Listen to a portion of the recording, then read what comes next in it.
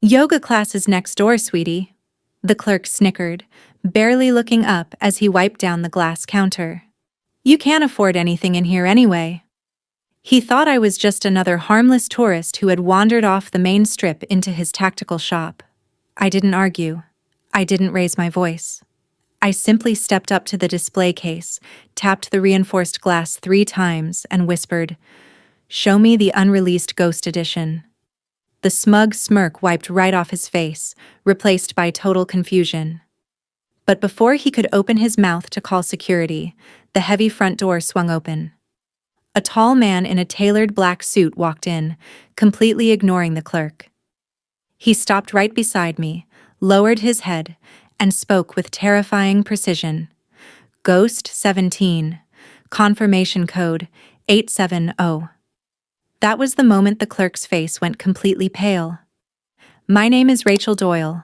I'm 34 years old, and to anyone glancing at me on the street, I look like an ordinary, quiet woman enjoying a calm afternoon. They don't see the years I spent as a covert logistics analyst, navigating shadows and managing operations where a single mistake meant total compromise. I had lived incognito for nearly 3 years, blending seamlessly into the background of everyday life. But peace in my line of work is always borrowed time, and today, that time had officially run out. When I stepped into Apex Tactical Outfitters, the bell above the heavy wooden door chimed softly. The air inside smelled of gun oil, leather, and fresh paint. Behind the main counter stood a young man in his late 20s, his slicked-back hair and patronizing smirk making his opinion of me immediately clear. He took one look at my casual clothes, let out a dry laugh, and shook his head with pure condescension. "Yoga class is next door, sweetie," he snickered, barely bothering to look up as he wiped down the glass display case with a rag. "You can't afford anything in here anyway. Main Street shopping is 2 blocks back." I didn't argue. I didn't raise my voice or offer a single word of justification. Instead, I stepped directly up to the reinforced counter, looked him dead in the eye, tapped the glass 3 times with my index finger, and whispered, "Show me the unreleased Ghost Edition." The clerk's arrogant smirk vanished instantly. His hand froze on the glass, his eyes widening in complete shock. Before he could process what was happening or open his mouth to call security, the heavy front door swung open once again. A tall man clad in a flawless black suit stepped inside, bringing a sudden, heavy chill into the room. He completely ignored the frozen clerk, walked straight to my side, lowered his head slightly, and spoke with absolute precision. "Ghost 17. Confirmation code 870. The moment those words echoed through the shop, every ambient sound seemed to die. The hum of the air conditioner, the faint traffic outside, even the ticking clock on the wall, all of it felt instantly muted. The air turned heavy, suffocating under the weight of an authority that didn't ask for permission. The clerk's face drained of what little color was left. The rag in his hand slipped from his numb fingers and dropped onto the glass counter. He was just a low-level employee hired to sell boots and range gear, but even he recognized the significance of Code 870. It wasn't a product item or a promotional discount. It was a high-priority emergency override protocol, built into the bedrock of top-tier military clearance channels. It meant the store was no longer a civilian business. It was an active operational site under federal jurisdiction.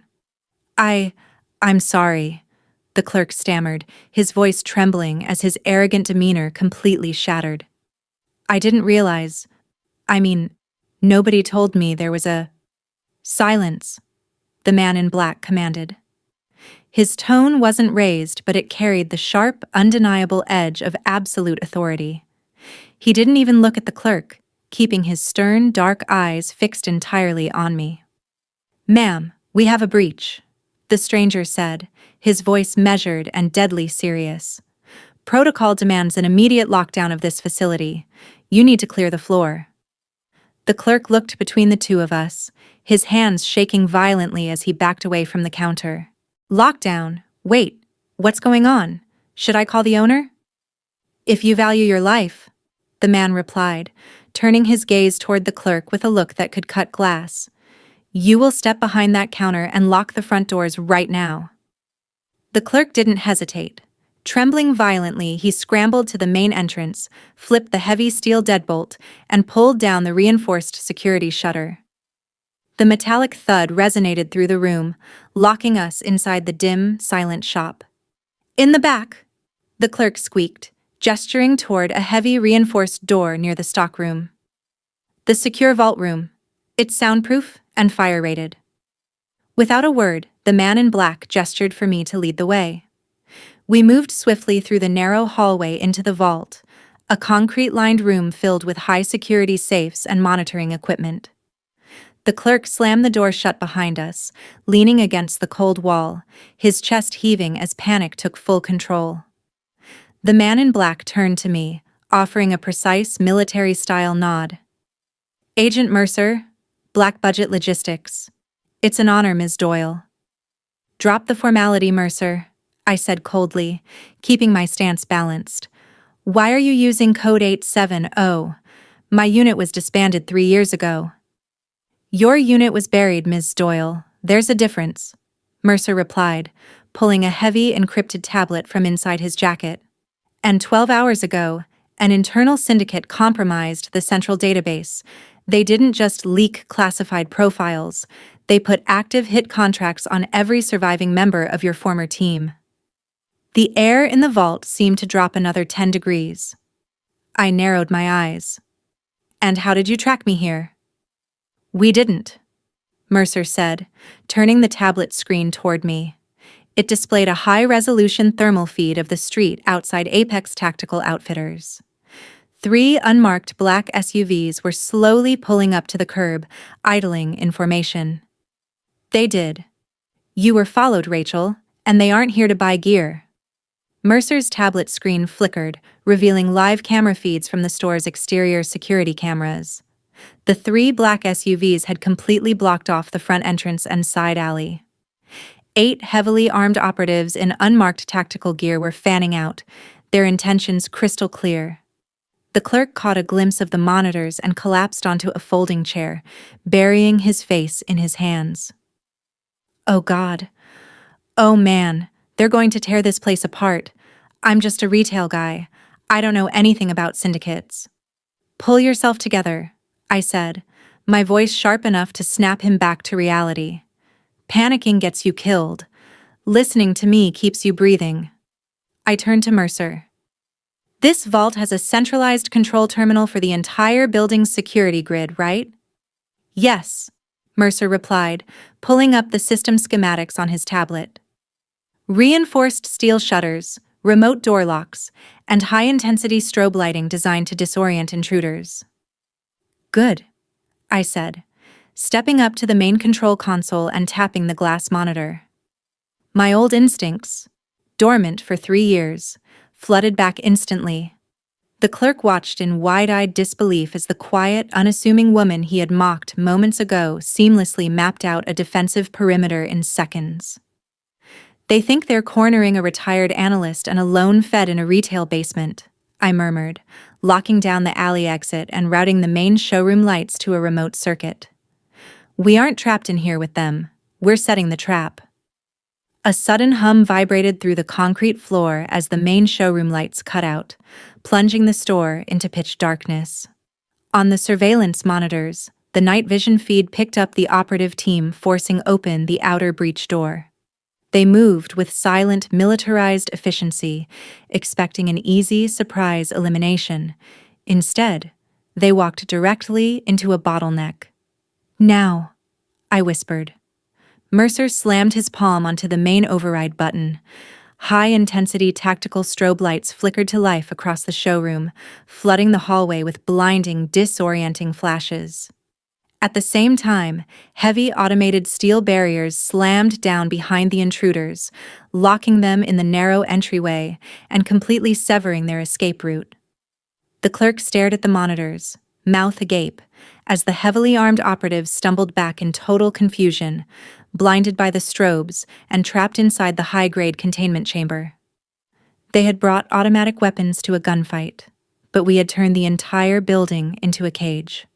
While the containment grid held them, Mercer rushed to the vault's primary safe, entering a high-clearance administrative bypass key. The heavy steel door swung open, revealing an encrypted server unit mounted inside.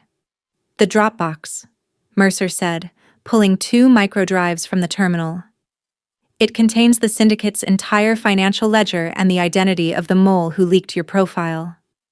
He secured the drives inside his jacket just as the outer security barriers began to shudder under heavy impacts. The trapped operatives were trying to blast their way through, but their time had already run out. Before the intruders could breach the inner steel barriers, red and blue strobe lights flashed against the reinforced glass windows outside. Sirens echoed through the street as 3 armored federal transport vehicles pulled up, blocking the block. A fully equipped tactical support team poured out, securing the perimeter and sweeping into the entryway to disarm and detain the disoriented Syndicate operatives. The threat was neutralized without a single shot fired inside the showroom. Mercer stepped out of the vault first, issuing fast directives to the tactical team securing the building. I stepped out right behind him, calm and unbothered, as if I had just finished an afternoon errand. The clerk slunk out from behind the counter, staring at the military gear, the federal agents, and finally at me. His face was a mix of intense embarrassment and utter awe. The dismissive arrogance he had displayed less than 20 minutes ago was completely gone, replaced by a quiet, trembling respect. "Ms. Doyle," he stammered, his voice barely above a whisper. I don't know what to say. I had no idea." I stopped near the front door and looked back at him, letting a small, cold smile touch my lips. "Next time someone walks into your shop," I said softly, "remember that you never know who's standing on the other side of that counter." He nodded frantically, swallowing hard. I turned, stepped past the broken security barriers, and walked out into the cool afternoon air toward Mercer's idling transport. I settled into the back seat of the black SUV as Mercer closed the door and signaled the driver. The city lights began to blur past the tinted windows as we merged into the evening traffic, leaving Apex Tactical Outfitters far behind. The Syndicate's immediate strike team was in custody, and with the encrypted ledger now in federal hands, the network that had tried to eliminate me was about to be dismantled piece by piece. My quiet life as an ordinary civilian was officially over, but as I adjusted my jacket and looked out at the skyline, I didn't feel regret. The shadows had come calling, but they had forgotten who built them. Wherever the road leads next, I'm ready. I'm glad to have you here. Follow my story until the end and comment the city you're watching from so I can see how far my story has reached. If you enjoyed this high-stakes standoff, make sure to hit that like button and subscribe for more thrillers. Stay sharp, and I'll see you in the next story.